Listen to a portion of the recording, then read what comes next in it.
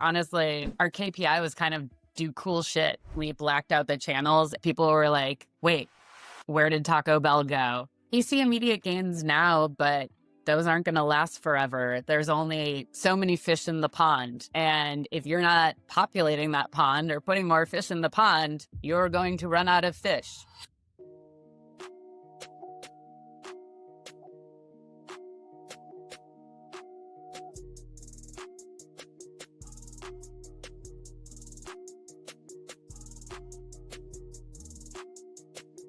Welcome to Run the Play, a Field Vision podcast for marketers and fanatics of business who want to join the huddle of their favorite campaigns, pieces of content, and cultural moments.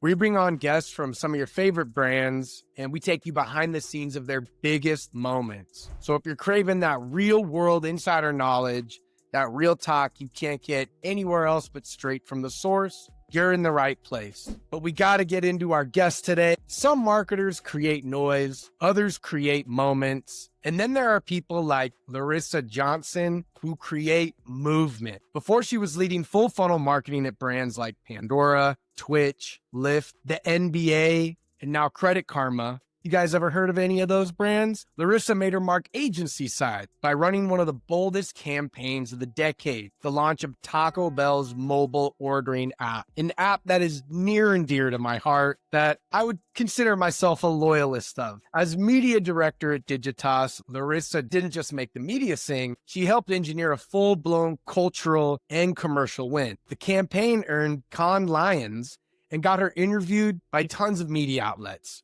But more importantly, it connected a big brand to real-world action, driving downloads, in-app orders, and setting a new bar for how product and storytelling can collide. This was the kind of work that proved that creative can convert and that media, when done right, is a connective tissue between hype and habit. So today, we're going to rewind. We're going to go into the depths of Larisa's memory and unpack how she pulled it all off. So let's run the play.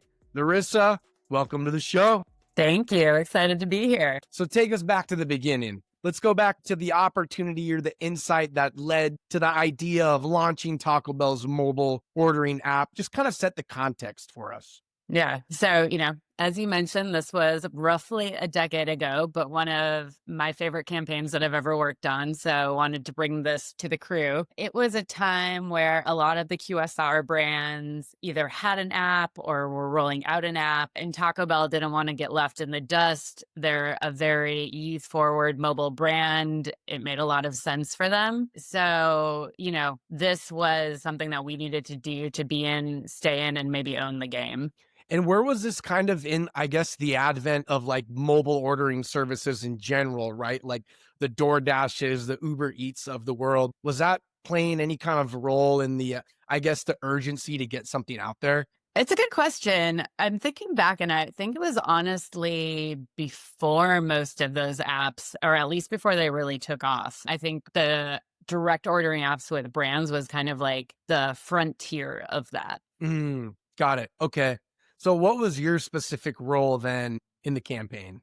Yeah, so I was overseeing the media team at Digitas, and we were running the Taco Bell digital business. So Digitas was driving both the digital strategy and the media approach from the agency side. And I think one of the things that was so great about this campaign and working on the Taco Bell account in general was just how collaborative the clients were. We really felt like part of the team. And, now being on the brand side for a decade, I try to treat my agency members the same way. So prior to this launch, you working on Taco Bell's digital business, like what kinds of things were they doing prior to the launch of their mobile ordering app? Yeah. When I came on, they were launching their breakfast menu, which was a huge moment in time for them. I think the AM Crunch Wrap is still one of their best products to date, personally. And I really loved working on that account, and I appreciate how they handled digital media specifically because they were so smart and they had done so much modeling that they knew,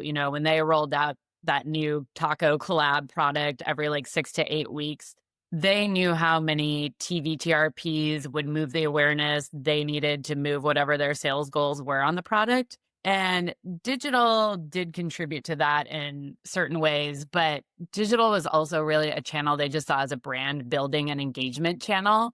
And that's where a lot of the energy was. Like, honestly, our KPI was kind of do cool shit. And I think when you think about brands who are resonating with their fan base, I think that's kind of, even if they're not saying it, a KPI. Yeah. DCS. I love that KPI. I was always kind of surprised when Taco Bell was rolling out the breakfast menu. Crunchy tacos aren't a breakfast food? All right. Maybe I'm the only one. So what was Taco Bell trying to accomplish with this launch specifically? You were kind of doing cool shit. Digital was primarily a brand building channel. Was any of that different here? Did they have kind of different set of goals for the launch of the mobile app? Yeah, this was the first time that digital was really being held over the fire on metrics. We were being looked at to drive app download goals, but then to also stay true to the brand, to stay true to the do cool shit KPI. So, how do you do something that is very brand forward, but then has a performance goal at the end of the day? Yep. They wanted to keep that do cool shit ethos, but make it drive some customer action, make it drive some growth. Exactly.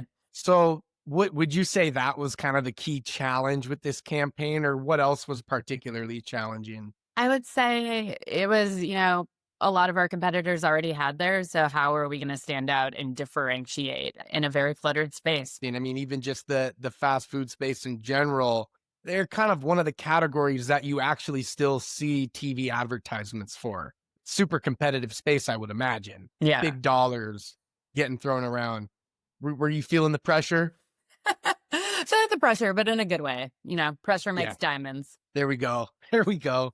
Bling, bling. So when you think back to some of those early strategy conversations with the client, like what were some of the biggest hurdles as you were kind of peeking around the corners, thinking, okay, this might be difficult, or, these are some things we're going to need to solve for. Did you kind of notice anything early on? Yeah, I think where this campaign started and why it ended up being so successful was that we started just really diving into our fans' behaviors, habits, what they looked to the brand for, what they relied on the brand for. And that is what ended up driving the whole idea. Yeah, those customer insights. Key. Feel like you were peering into my soul there because I am a customer of this brand. I'll just say that. So let's get into the game plan. Let's run the play here, right? Keep it true to the title. What was the media strategy here?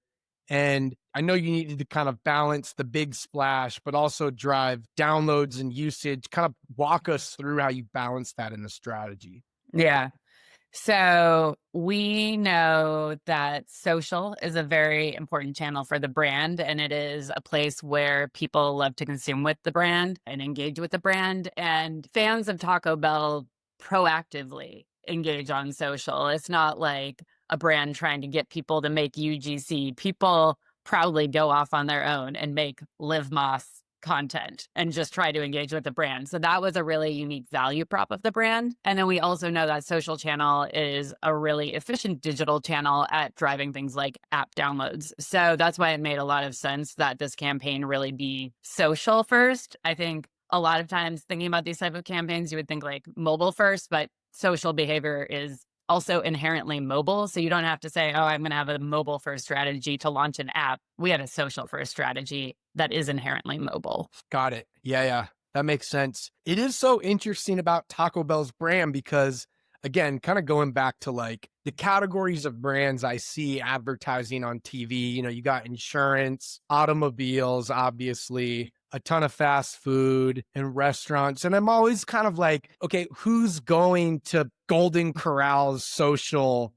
But Taco Bell really stands out as like the brand that, as you said, people kind of organically go proactively engage with. Like, why was that? From where you were sitting at the agency, that's a gold mine. Like, how did they do that? I mean, it was just in their brand DNA and definitely way before I worked on the brand. But I think just from the beginning, they invested a lot in their brand. They kept it fun. They kept it Mm. interesting. They were really good about always showing up in the right cultural tent poles. They were pretty early on in like the influencer space. I think they were just really progressive and forward thinking when it came to all of that. Yeah, even when a lot of that playbook wasn't defined, probably just taking some risks and attaching to influencers probably before we even really used that terminology to get people on social and started to just kind of feel like something you do. Exactly. So you needed to balance the brand first nature of the campaign and obviously balancing kind of all the equity that Taco Bell's built into their brand. But then you needed to convert users into app customers. How did you guys strike that balance in the brief and in the strategy? Yeah. So the idea that we came up with, given how imperative social is to the Taco Bell fan base, was we were basically going to take it away. We were going to black it out. And so by blacking out all the social channels and replacing it with the message hashtag only in the app, it was bold but clear. It had a CTA without feeling like a DR campaign. And it also had an easy to use hashtag that could generate conversation and trend. This is so interesting to me, right? Because from everything you've told me, social first strategy, right?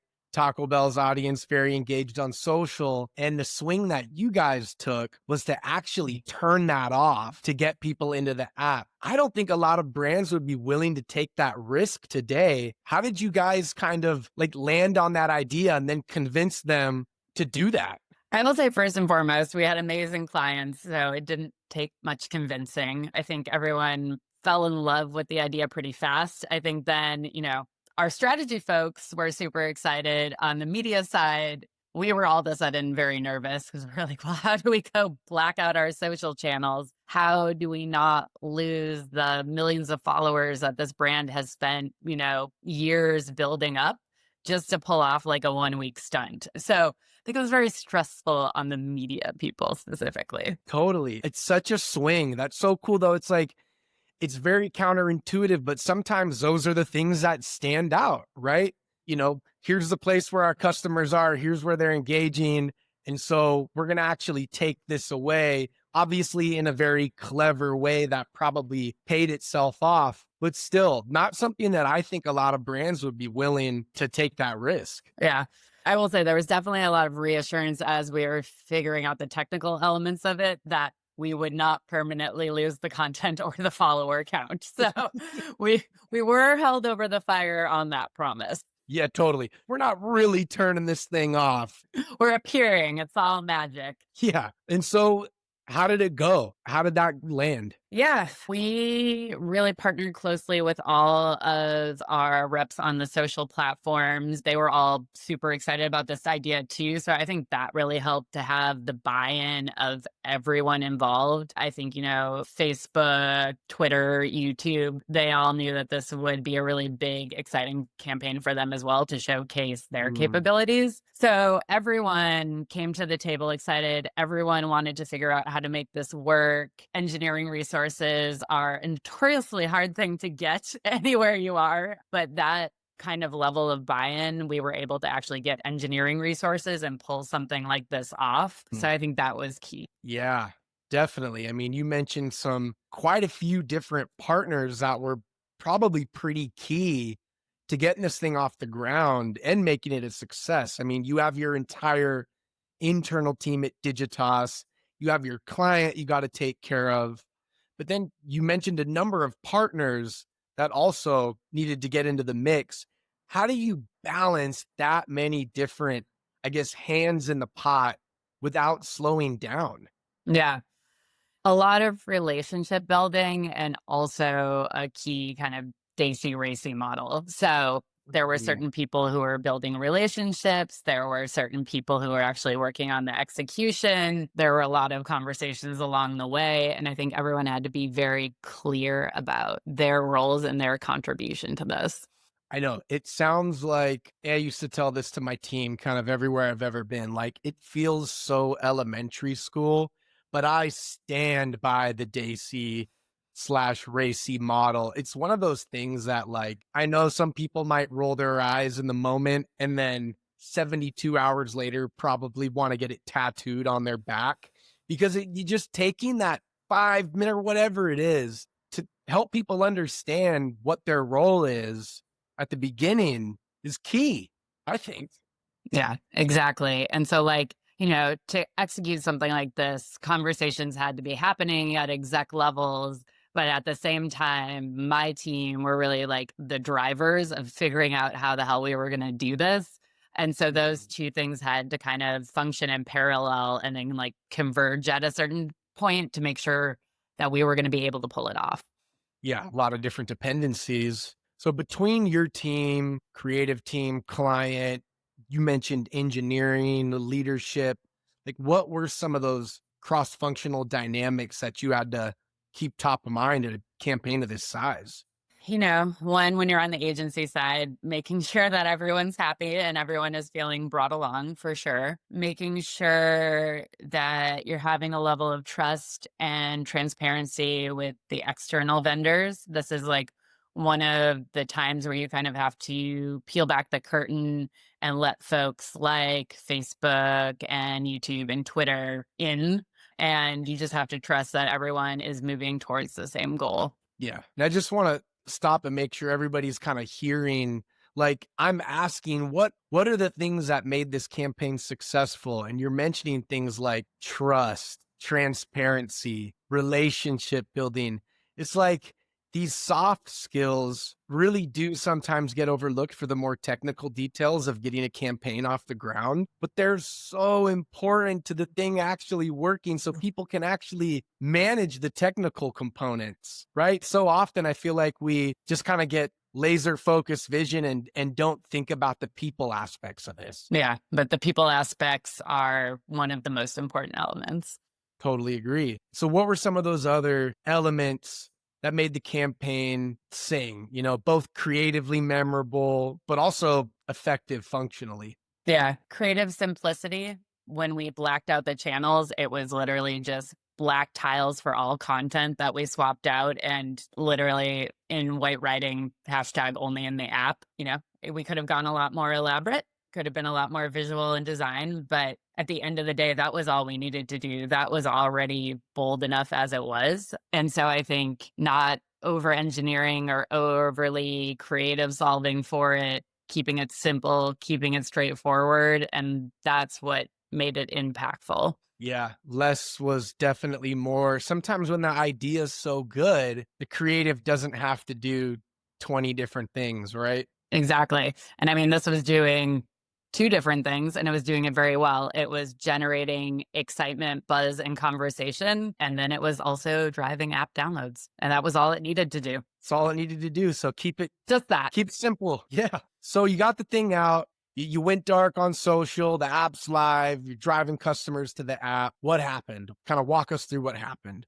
Yeah, it was really exciting to watch unfold. I think one of the most interesting things working with Taco Bell was they really had social listening down to a T super early too. When that was still very early on, they had this like fishbowl. They would meet first thing every morning to figure out what the chatter was, what the sentiment was. And so they just had their finger on the dial from like the second this thing launched and it immediately took off. People were like, wait, where did Taco Bell go?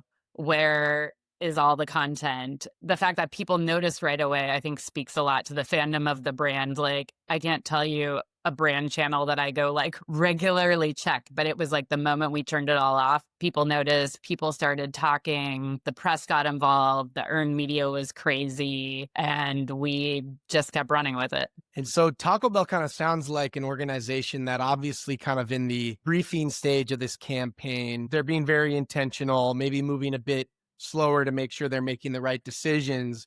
But then once the thing was live, it sounds like they had like a pretty good quick turn process also down to generate or to analyze things in real time and then generate content. Would you say they balanced that pretty well?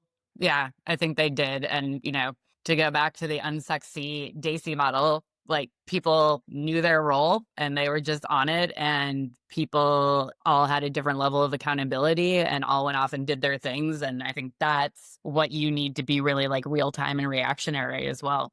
Totally. It's a hard thing to do too. Definitely a hard thing to do, to know when to go slow and when to go fast, for sure. And how did the results look like? The results were amazing. Earned media was better than we ever anticipated. I think it was something like 2 billion impressions, which is crazy.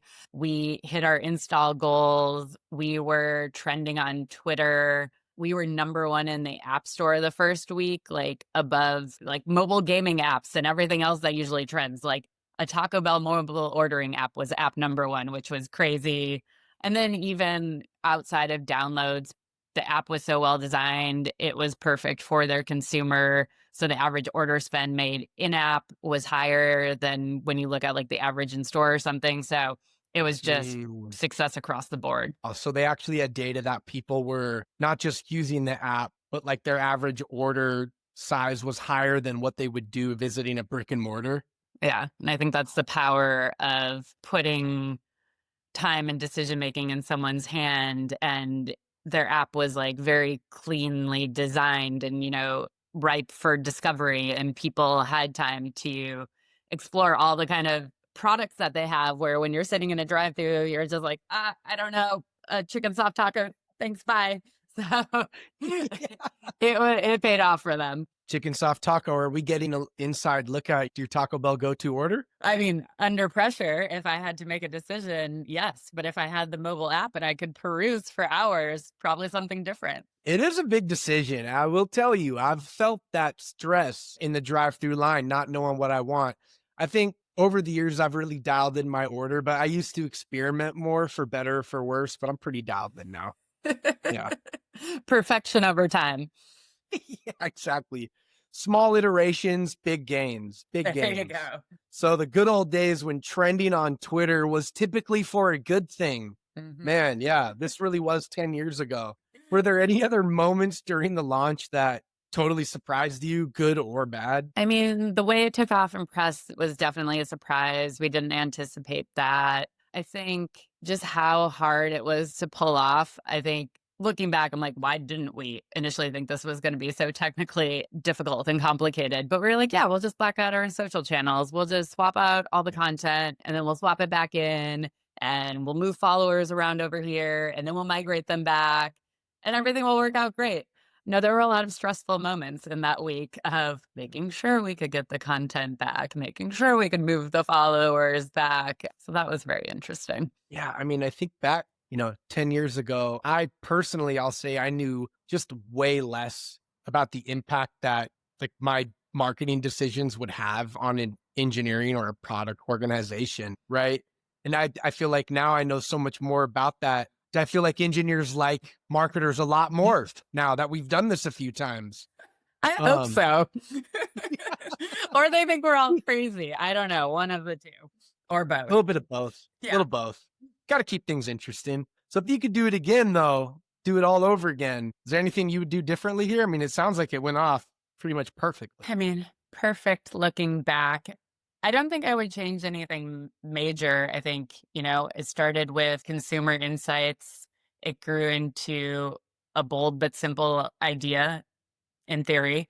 And it was brought to life by collaboration and relationships. And I think that's now the playbook that I think of when I'm running campaigns. Yeah.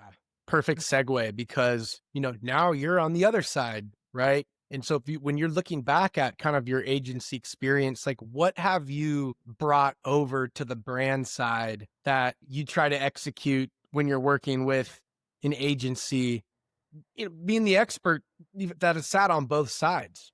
Yeah. I think I mentioned this near the beginning, but what I learned from working on a lot of really great clients on my agency time was the things that we did were the most successful were when our clients really let us in, when they treated us like their team, when they weren't holding information back. We were just really brought in and a part of the team in the process. I now see every agency team that works with my team as my team. Like they're just an extension of my team that sits somewhere else. As a leader, you can never tell everyone everything, but in general, I try to tell them as much as I possibly can because the more they know, the better work they can do. So why not? Yeah, and it kind of takes the sting out a little bit too of when things change, right? Like I think we're all internally very used to the fact that, you're going to have an idea, you're going to have a brief, you're going to pitch an idea, leadership's going to want something changed. Potentially sometimes the whole idea changes. When you're kind of like part of that, I guess, journey, it stings less than when you find out about it kind of after the fact when you're detached from it. Is that something you've noticed too from being on both sides? Yeah. And I think when you understand the change more and have more information about the why, one, less sting. And then two, it's way easier to then reiterate and spin up the new version of what they're looking for versus, trying to do shots in the dark guesswork. Yeah, for sure. Shots in the dark sounds like something I was doing before I hit the Taco Bell drive-through. I wasn't driving, to be clear. There you I was go. not driving. Important. Passenger seat, okay? Seatbelt on, ready to get tacos all over. Always safe. So, always safe. So, all right, going back like to kind of some of the more, I won't say technical, but creative aspects of this campaign launch, or just even from brief to execution. Like, is there anything about this launch that you have kind of brought into your work moving forward in the way maybe you lead projects or even just in how you build campaigns? Yeah. Starting with consumer habits and meeting your fans or consumers where they are. Like, don't try to force them somewhere to do something. Where are they? And how can you be interesting or additive to that experience? That is really good. How can you be additive to what they're telling you they like? Yeah. Like, how can you bring something interesting and fun to their everyday experience? Like, I think that's what the Blackout was. They went to check their socials and something new was happening, and that was fun. Yeah, it was unexpected. So let's bring it all home. Single biggest lesson or piece of advice you'd want listeners to walk away with from this experience? Meet your fans where they are. We'll take it. Forever quoted, forever goated. Crisp, you heard her. We got no follow-up questions to that. So Larisa, we always close Run the Play with a segment I call The Hill. And the reason I do this segment is because as marketers or just people who work in business, we got some opinions, right? Just a few. Just a few, and certainly a lot in any room that we walk in. So at some level, you got to kind of be comfortable with debate, maybe even like it a little bit, defending your ideas. So I always end the show by asking, what is the one hill you would die on? And it doesn't have to be work related. It can be anything. We just know you have a point of view and we want to know what it is. It is a hill I have already died on many times. It is that you need to invest in your brand for long-term growth. I think to marketers, we're all like, duh. But when you're talking to a founder, a CEO, a CFO, it's not a duh, And early on, I would get really frustrated and be like, why don't they get it? But you have to put yourself in their shoes. And at the end of the day, they are really held to those immediate goals. Like they're out doing, the quarterly earnings reports. And you need to respect that. And you need to have the brand investment conversation under that lens of how can we balance short-term and long-term growth to ultimately achieve the business goals next quarter, next year, 5 years. Could not agree more. What would you say to somebody running a business, starting a business, in a leadership position at a business who does not want to invest in brand, wants to invest all in performance because it's trackable, measurable, and they see those immediate gains? What's your pitch to them? Yeah. You see immediate gains now, but those aren't going to last forever. There's only, so many fish in the pond. And if you're not populating that pond or putting more fish in the pond, you're going to run out of fish. That is what brand does. So you can either fish as much as you want right now, but run out, or you can think about wanting to fish forever. I don't think I've talked about fishing this much ever, but yes, you get the point. It feels so serene. The waters are nice and calm. I want to fish forever. And I've never actually fished. Have you ever gone fishing? I don't know. Now that I've said that very long fishing analysis, it's just, I don't think so. Neither of us has ever been fishing. Oh, dude. Yeah. We got to go fishing. Yep. We'll go fishing. It's like a retirement activity. I'm not there yet. Yeah. You know? I'll meet you in Yeah. 20 years down by the dock. Yeah. If we're not done grinding, yeah, I'll meet you at the docks. Perfect. Well, Larisa, thank you so much for joining us, walking us through the Taco Bell mobile ordering app launch. For anybody listening who's ever gotten that late night craving satisfied through the Taco Bell mobile app, you can hit up Larisa and thank her. So we got to ask, Larisa, where can people find you online and what are you working on next? What do we need to know? Yeah, you can find me on LinkedIn, the largest social professional network. And right now I'm actually 3 months into a new role at Credit Karma. So I'm super excited, running their paid media, holistic search, editorial, and sponsorship groups, really working to connect all of those channels together in a holistic way and working to show consumers the evolution of what is a very well-known fintech brand and how they've moved beyond just a place where you can check your credit score for free and instead is a brand that anyone can rely on to make financial progress.